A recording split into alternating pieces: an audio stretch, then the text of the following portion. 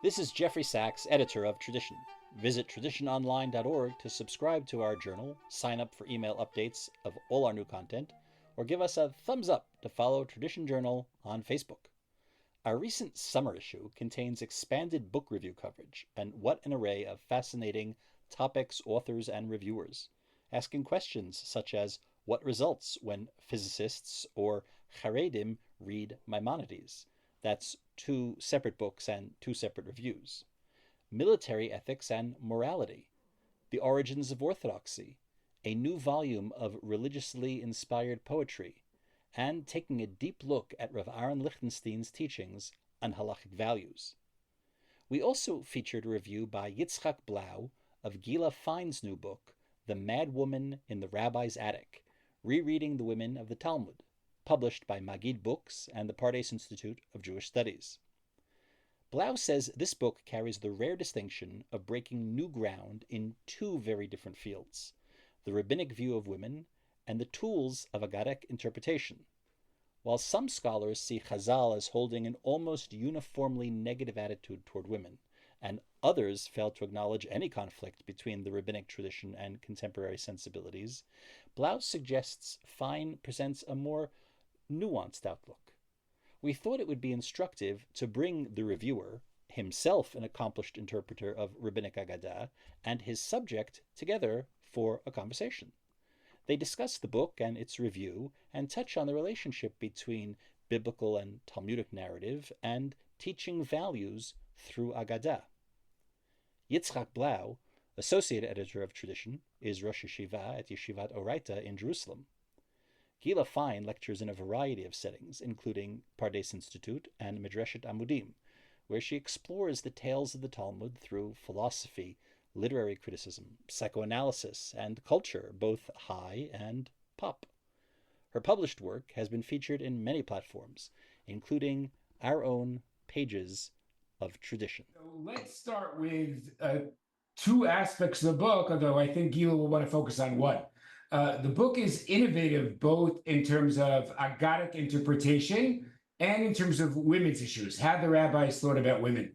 It could be for most of our listeners, the women's issue is more urgent, but if it's okay, I'm actually going to start with the Aggadic interpretation issue. Maybe that reflects my bias a little bit, but Gila could take it in whatever direction she wants. So Gila not only has Aggadic interpretation, I would say she has a novel approach, something which I believe she calls archetypal criticism. So maybe let's hear a little bit first about what that is and how does it make a unique contribution to the study of Aggadic texts. So thank you for that. Yes, the Madwoman in the Rabbi's Attic looks at the 6 named heroines of the Talmud. Yalta the Shrew, Choma the femme fatale, Marta the prima donna, Cheruta the Madonna whore, Boya the overeatrix, and Ima Shalom the angel in the house. And I use these anti-feminine archetypes that I just outlined in order to try and understand the stories of these 6 Talmudic women. For instance, to understand the story of Yalta, I'll begin by looking at Vashti and Xanthippe and wife of Bath and Katerina Minola and Dame Van Winkle, the notable shrews of the Western canon. Or to make sense of Marta the prima donna, I'll look at Madame Bovary and Marie Antoinette and Lady Catherine de Bourgh, Norma Desmond, Miss Piggy. And that's really been how I've always read, learned, and taught Talmud. When I first started teaching Talmud, I was entirely untrained. This was years ago. I just graduated university and I taught really a small group of friends in someone's living room.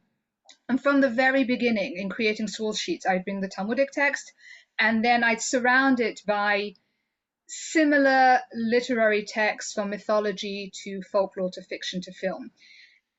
And I had no consciousness that I was doing anything unique or unusual. In my mind, that is just how you read Talmud. I think my intuition was that the Talmud can be quite foreign and forbidding, certainly if you hadn't learned it before.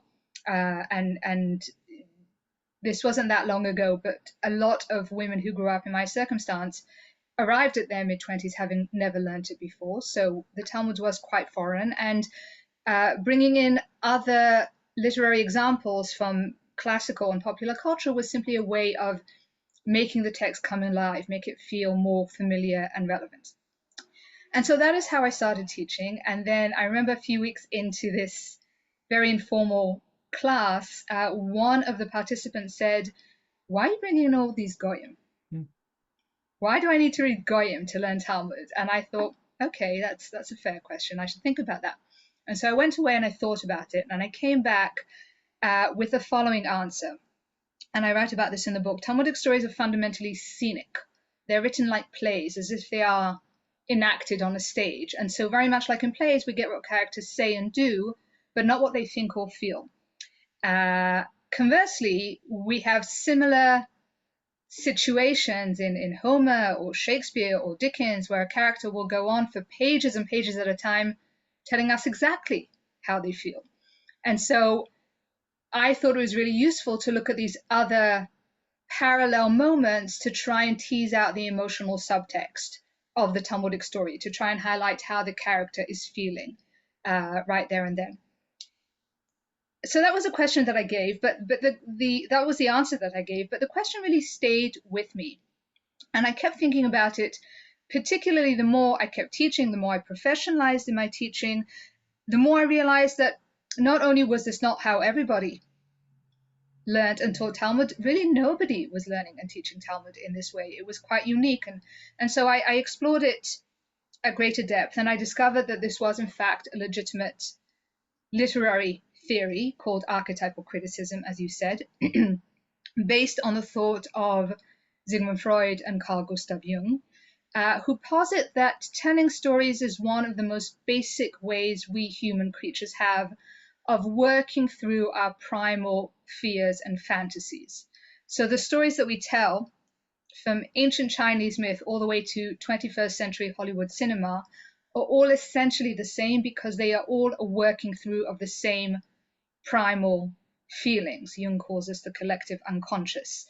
And if we find an archetype, and by archetype I mean character type, that's how it's usually read, but also a literary motif or a plot element or an element of setting. If a particular archetype recurs in stories throughout history and across culture, we can assume with a high degree of probability that the source of that archetype is not cultural but psychological, that it derives from within the human psyche. And I find this endlessly fascinating. Archetypes in this respect are a direct window into the human soul. And in fact, part of what I do in the book is try and uncover the different psychological motivations for these anti-feminine archetypes. Why is it, for instance, that every culture, and really every culture, has a story of a man seduced and destroyed by an irresistibly beautiful femme fatale? What does that tell us about our own anxieties surrounding our sexual desire? But I think the ultimate, perhaps the greatest reason that archetypal criticism is so rich and so fruitful when it comes to the study of Talmud is this. The rabbis were not only masters of adopting archetypes from other literary traditions, they were experts in adapting them as well, reworking them to suit their own religious or moral agenda. And you can tell a great deal from what the rabbis thought about things from the way that they retell the particular archetypes that they retell. And so if archetypes, as I say, is a window into the human soul, the rabbinic reworking of an archetype is a direct window into the rabbinic mindset. In the case of, again, the anti-feminine archetypes I present in the book, the rabbis almost consistently will invoke an anti-feminine archetype in order to deconstruct it, to turn it on its head. You think you're reading a story about a raging shrew or a manipulative femme fatale or a perfect angel in the house, but in fact, you're doing nothing of the sort. This woman is far more complex than the one-dimensional archetype that you thought she was, and the fact that you thought that that is what she was ought to tell you something about how you misread characters in the text, but also misunderstand characters in your life. Okay, great. So I do want to get to the women's issue, but I want to ask one follow-up question about the Aggadic interpretation. And something you said intrigued me, so I'll add that also. You mentioned how in Talmudic stories, we hear about the actions of the characters and usually don't have direct access into their inner world of thought. I just want to mention that several interpreters of biblical narrative have made a similar point. If one looks at Robert Alter and Mayer Sternberg, it will all say that the Bible occasionally, but not frequently, will tell us the inner thoughts. And we have to kind of derive them between the lines from their action, from their dialogue. So I'm just curious, before I get to the real question, maybe we'll throw this in also, are the Talmudic authors influenced by biblical narrative? That's their model? Maybe we'll start with that actually before I ask my follow-up question. Yeah, so I think that's absolutely right. When I teach Talmudic stories, I'm very interested by the poetics, not just what the stories are that the rabbis tell, but how they choose to tell them and why they choose to tell them in the particular way that they do. And very often the answer to why do the rabbis choose this particular literary style, I mean, this is true generally. You want to know why an author writes the way that they write. The first question to ask is, what are they reading? What's their reading diet? Because authors will very often write as they read. And the thing that the rabbis were reading is Bible. And so a lot of what defines biblical poetics will then influence rabbinic poetics. I would say that the scenic quality is certainly true of biblical narrative, but in Talmudic narrative for various reasons, not least of which the oral nature of the transmission of these stories for many centuries before they were finally written down, it takes it to an extreme. So rabbinic stories are far more terse than biblical stories. They're far more scenic than biblical stories. There are a couple of things that the rabbis kind of take from from biblical storytelling, but then really do take them to a more extreme and therefore, in my mind, far more interesting style. Okay, so yeah, I might get caught up in this topic. It's too interesting for me. I'm finding it very intriguing what you just said, because I think we normally say the biblical narrative is quite terse and concise. And now it turns out that the Talmudic narrative is even more terse and concise than the biblical narrative. That's what you would say. Absolutely. And again, there are several reasons for this. It's an overdetermined question. Part of it is the oral nature of the transmission of these stories. Part of it is their scenic quality. Part of it, at least according to one very interesting theory, is you might characterize Talmud as post-traumatic literature because it is written under the shadow, the foundational trauma of the destruction of the temple and the fall of Judea. And one thing that we know about the literary properties of any kind of post-traumatic literature, we see this a lot in Holocaust literature, is the terseness of narrative, as if the idea is you can't begin to comprehend the magnitude of the trauma, and therefore we're not even going to try it. We're going to stick very closely to just facts. And that's a very interesting way of thinking about rabbinic storytelling as well. Great. Okay, let's move to the question I was going to ask, which is, so you did a great job using 6 archetypes. So I think the reader is curious, what else is out there? So I guess I'll say it in 2 ways. One is, did you have like 5 other archetypes that you could have gone with, but you chose not to? Like, what else is out there? And also, they're all obviously about women, because that's the theme of the book. So were there, I don't know, 3 male archetypes you were thinking of that maybe would be in your next book about men? Okay, so what other archetypes are out there? So there's a great Jungian, Stephen Walker, who says there are as many archetypes as there are normal human situations. Archetypes are, as I said, expressions of the psyche. And so the world of archetypes is going to be as rich and as varied as the world of the unconscious. There is, in this respect, an almost infinite number of feminine archetypes and anti-feminine archetypes. And yes, there's an almost infinite number of masculine archetypes as well. And you actually should know this, Lavitzi, because a year ago, you did a very fine job editing a piece of mine, which appeared in Tradition, which was about the rabbinic reworking of the masculine archetype of the super sleeper. So the super sleeper is this very masculine mythic hero who falls asleep, sleeps for an unnaturally long period of time, and wakes up years into the future, magically transported to a utopian age. And what I do in that essay, I don't know how deeply you remember every piece you edit, but what I do in that essay is very similar to what I do in the book. I begin by surveying the archetype, seeing how it crops up in different stories from different times and different places. So I look at Epimenides and the Seven Sleepers of Ephesus and King Arthur and Frederick Barbarossa and Rip Van Winkle. I suggest why it's such a pervasive archetype. I believe it's an expression of a very deep desire for utopia, this fantasy of a world that's made perfect overnight.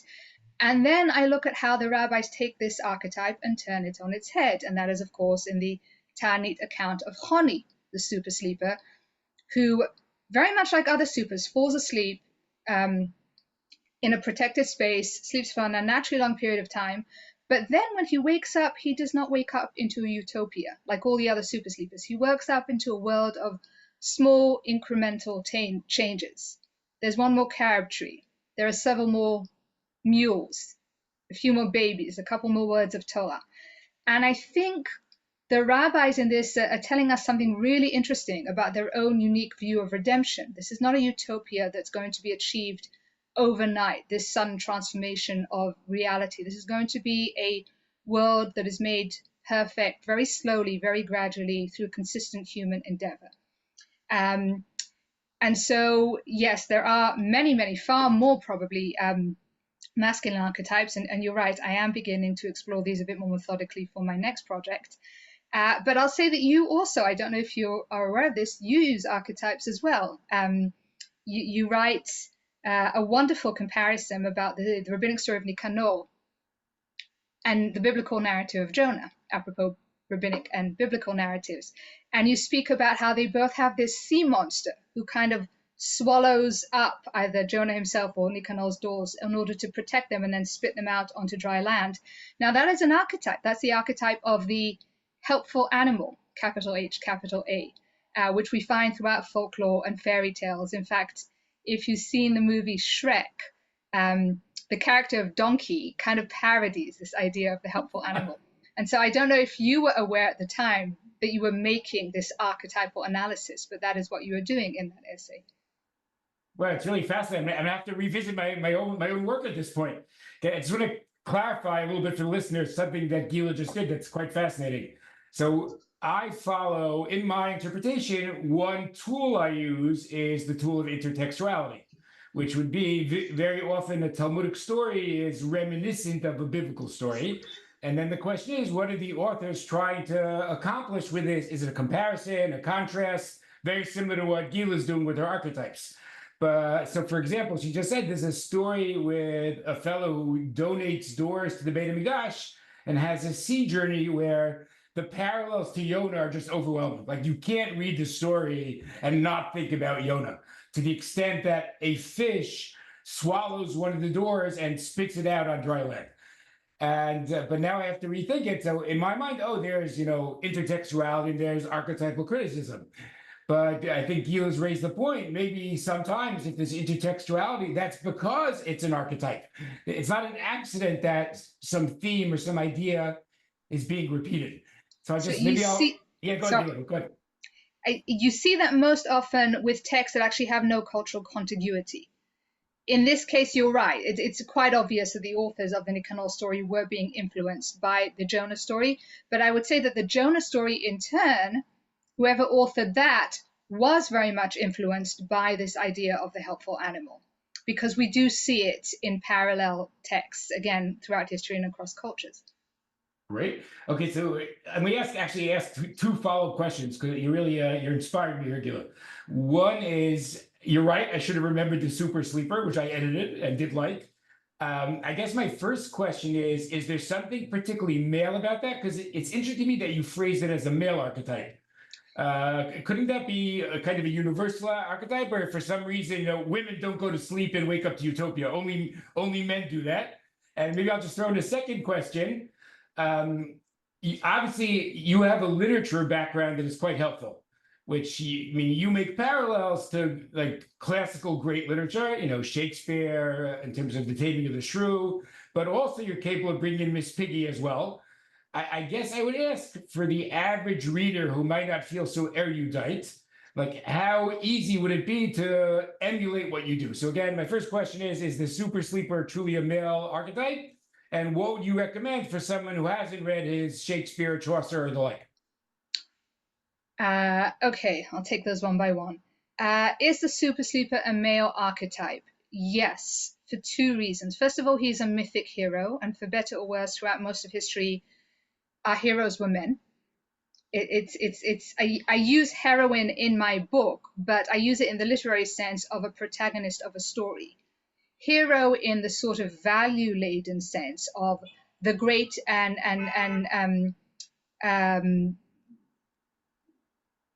model that we want to emulate, those have really generally been men. More importantly, the super sleepers are time travelers. I say this because I have an interest in Talmudic time travel stories. And time travelers in particular, travelers in general, have been men throughout history. And that is because socially, travelers have been men throughout history. Women stayed home. Men went out into the world to conquer and to fight wars and to discover and to make profits and, for all the things men went out for.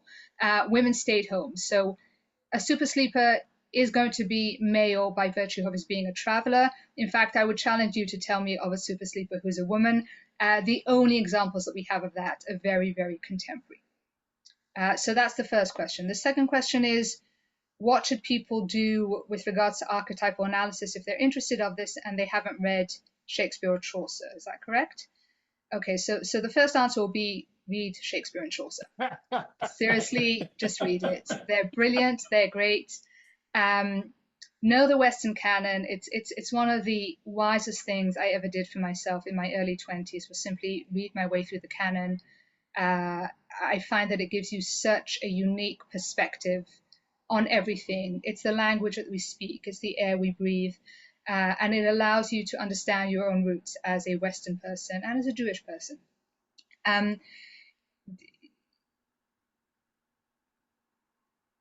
would say that you contrasted the archetypal piece in my book to the question of women in Judaism in the book, and you made the assumption that the latter was more important to me. And I'm going to push back on that because it's certainly the point of departure for the book, the women in Judaism question. In fact, I begin the book by explaining my own foundational trauma, as it were, and the point of departure for the book, which is what happened to me 3 days before my 12th birthday. My family went out on holiday for the day, and I was left behind with a pile of my grandfather's books and a strict instructions to write my bar mitzvah speech. And so, not knowing much about anything, really, I reached for the first book on the pile, which was Sefer HaAgadah, that monumental compilation by Bialik of the stories in rabbinic literature. And I opened to the section, Isha, woman, because I figured bat mitzvah. And I started to read. 3 stories in, I felt a little bit uncomfortable. By the 10th, I was in tears, sobbing. Don't laugh. It's not funny. This is not a funny story. Sobbing as only a nearly 12-year-old can. I was so hurt, so deeply offended that the rabbis could have such a low opinion of me and my kind. The stories that they told, where women were represented as weak and irrational and greedy and petty and promiscuous and vain, sent me spiraling into a very serious religious crisis, which lasted upwards of a decade and was only really resolved when I got my training in literature and learned how to read Talmudic stories as Talmudic stories ought to be read, and discovered that they were not at all what they first appeared to be. And so that's very much why I wrote this book to begin with. I wrote it for my former 12-year-old self. I wrote it for anyone who is struggling to make their peace with their religion, for people bothered by the question of women in Judaism. In fact, any question of any marginalized minority within Judaism. One of the claims I make very early on in the book is that when the rabbis tell the story of a woman, 9 times out of 10, they're telling the story of an other with a capital O. I wrote it for anyone who, opening the Talmud, is confronted by the inevitable and rather heartbreaking gap between what they believe and what the Talmud seems to be saying. And that's where that started. But the deeper I got into the project, the more I realized that there really wasn't much out there by way of popular scholarship that presented readers with a method for reading Agadah, a clear and accessible list of reading rules which readers could then take and implement onto rabbinic stories on their own. And there was certainly nothing out there by way of applying archetypal criticism to the stories of the rabbis. And that in time became as important, if not more important, than the piece about the rabbinic view of women. Yes, the piece about the rabbinic view of women is existentially important to me and to, I imagine, many people like me, but the question of how to read rabbinic stories, how the rabbis intended for us to read these stories, is extremely significant. And I think both of them are critically important to understanding what it was that the rabbis wanted to tell us through these stories. Okay. Sorry, I'll just say one last thing to actually answer your question, and that is the method that I lay out, how to read stories, is really a method that anybody could read and implement tomorrow.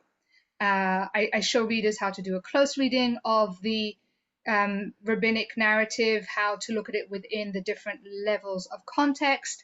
And that's really something that anyone can do. You don't have to be literarily trained. You don't have to be Talmudically trained. You need a textual sensitivity and an intellectual honesty.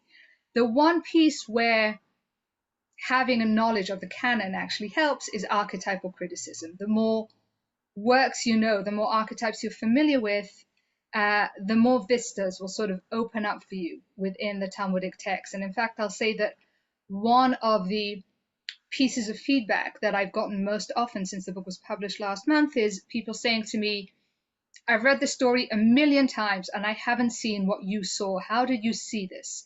And my answer always is, well, I was looking for archetypes. I had an archetypal lens on, and that allows you to see things that other readings just don't.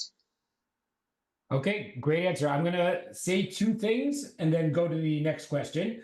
First of all, I could not agree more with what Gila said. Read the canon. It is something that's been a part of my educational focus for many years now, encouraging people to read the famous great works of literature. So I'm totally with that. I'll also agree with her that someone who might not feel so well read, there are several techniques, and it's not the only technique Gila uses in her book. I'll just mention someone who's been influential, I think, for both of us. There's a very fine Agadic reader at NYU named Jeff Rubenstein, and he does not, as far as I know, does not do archetypal criticism, but he's very sensitive to keywords and to techniques such as withholding information. So I'd highly recommend checking out Jeff's books. One is called Talmudic Stories, one is called The Land of Truth, and you'll discover there's a whole world of literary techniques out there that's ready for Agadic interpretation. Okay, with those 2 points, we'll now transition, as I think Gila did, to the women's issue. So Gila, as you mentioned, I think in a lot of your chapters, it turns out that the rabbis, so to speak, are better than the archetype, that they're more sympathetic to the status of women. You'll have it for 1 second. So I guess I want to ask you, what would you say if someone said that Gila Fine's engaged in apologetics? That, the rabbis couldn't have been so sensitive 2,000 years ago, and what's happening here with her readings? Please. So I will say one of the things I appreciated about your review is you say right off the bat that I don't engage in apologetics. And I was very pleased to read that, because if there's one thing I tried very hard to not do, is to engage in apologetics. In fact, very early in the book, I lay out different strategies of reading.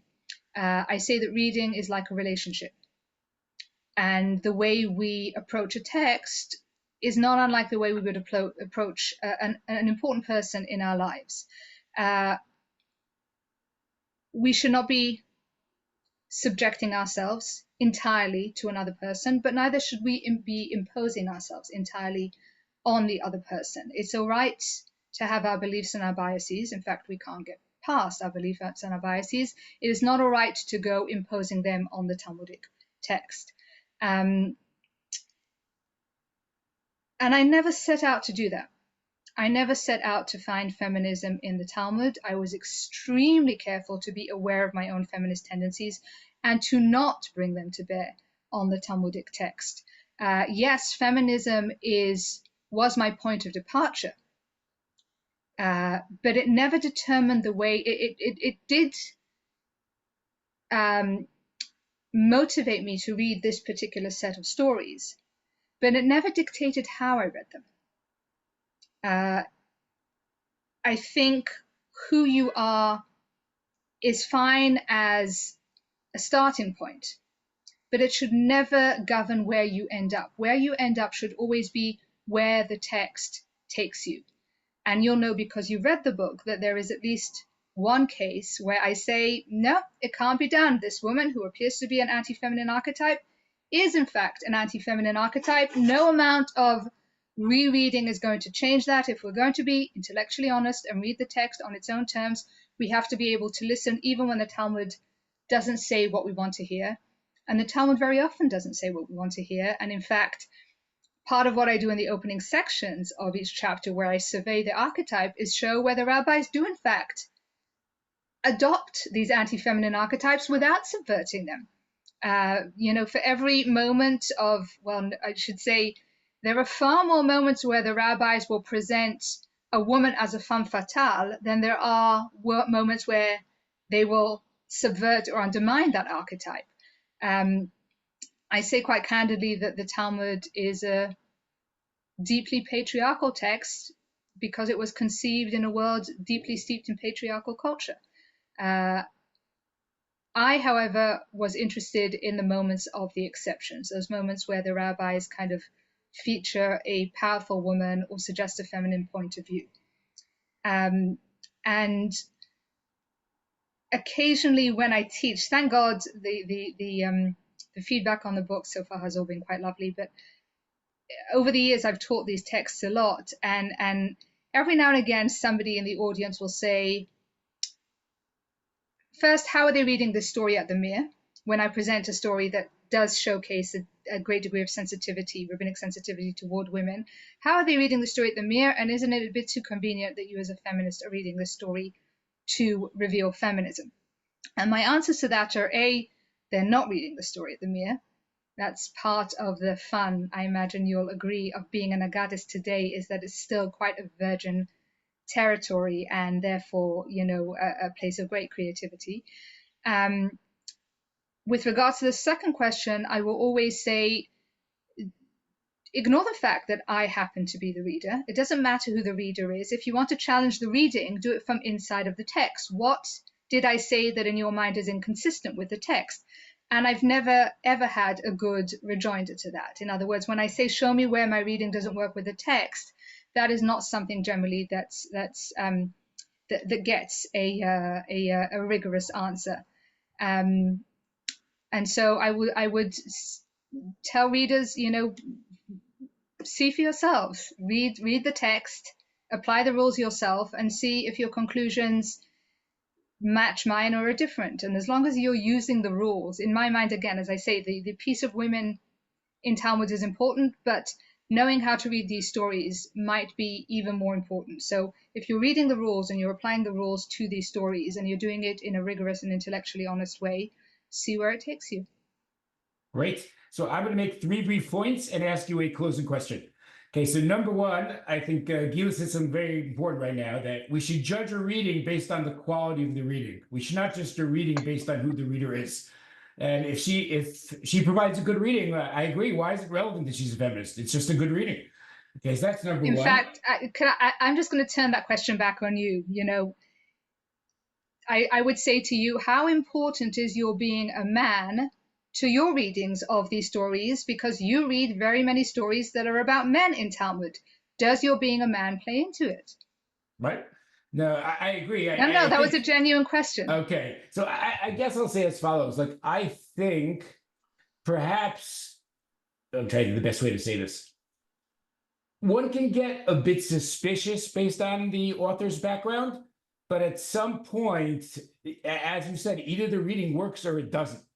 And I think I would further say that if you always go the same way, I think that's reason for greater suspicion. But if the author's open to sometimes going a different direction, I think at some point you have to turn the super suspicious lens off And I think what you said is absolutely true. The fact that in one chapter in your book you say that the anti-feminine archetype is in place, I think that gives you credence. So I agree. Like, let's say like every chapter in my book said that the rabbis are, amazing and there are no moral questions. Say, oh, okay, then some suspicion might be warranted. But if you sometimes go that way, so then I think I'm with you. I think once someone has shown that they have a certain amount of balance and objectivity, at that point, stop looking at their biography and just check out the reading. That's what I would say. I also want to say, in terms of our approach to Chazal, I think some very important points emerge from what you said. What I would say is that I don't think anyone could ever take like one statement of Chazal and say, oh, here's Chazal's approach to women or to anything. I mean, Chazal are a very varied group with, just like today, rabbis are a varied group, or the Jewish community is a varied group. So it's not contradictory to say that there's some statements that we would find more troubling about women and others that we'd find more congenial. I think that's the nature of a myriad of thinkers trying to approach a complex topic. So I'd say, we should realize there are going to be different voices in Chazal. And perhaps equally important, the voices are going to be expressed both through statements and through narrative. And sometimes you might say, I don't have it in a statement, but I might get it from a narrative. I'll give you, I think, one very important example for me, but I hope this doesn't distract us. Like, let's say we ask about the biblical view of rape. So I think some people are troubled that the punishment is not harsh enough for rape, which I can totally understand. I'll just say, but I think if we turn to narrative does make rape something horrendous, right? If we look at the Amnon and Tamar story or the Dinah and Shem story, again, we can't do it at depth here, but it might be an example where narrative would present a different value than just categorical statements or laws, as in this case. Gila, you could respond to all of that, but I'll do it with a closing question. Okay. So you made a little brief reference to a next project. So I think myself and the readers who are curious, is there another book of Agadah on the way? Is it also rooted in archetypal criticism? Or are you going in a different direction? Because you could comment on anything I said or just answer the last question. So a few thoughts on some of the thoughts that you threw out. Yes, absolutely. One of the hallmarks of rabbinic literature in general is its multivocality. The rabbis never speak in one voice with regards to anything. I say this in the book's introduction. Anyone who tells you the rabbis thought X or the rabbis argued Y is necessarily presenting a very partial picture. And you're right that we have to nuance this by asking which rabbi, because different rabbis obviously thought different things, different rabbinic communities, whether they were in Israel or in Babylon, whether they were earlier in rabbinic history or later in rabbinic history, saw things differently. There's also a huge generic difference. The views coming over in law are going to be very different from the views coming over in rabbinic legend, are going to be very different to the views coming through in, say, epigraphs. In fact, there's an interesting scholarly argument that will say that probably this goes back to the idea of rabbinic storytelling being a direct window into the rabbinic mindset, in a way that rabbinic law is not. Scholarship will tell us that rabbinic law is not, because rabbinic law is kind of a construct that the rabbis are trying to create. It's not what is, it's what ought to be. And it very often doesn't really represent the actual reality of the rabbis. Where you get the actual reality of the rabbis is often in their stories, because the rabbis, in spite of themselves, are often implying things about their reality. It's Mesiach lefi tumo. They're giving us a window into their world in a way that they often don't within law. One example, which I make in the book, is there's this strong rabbinic idea that women should never be in the marketplace.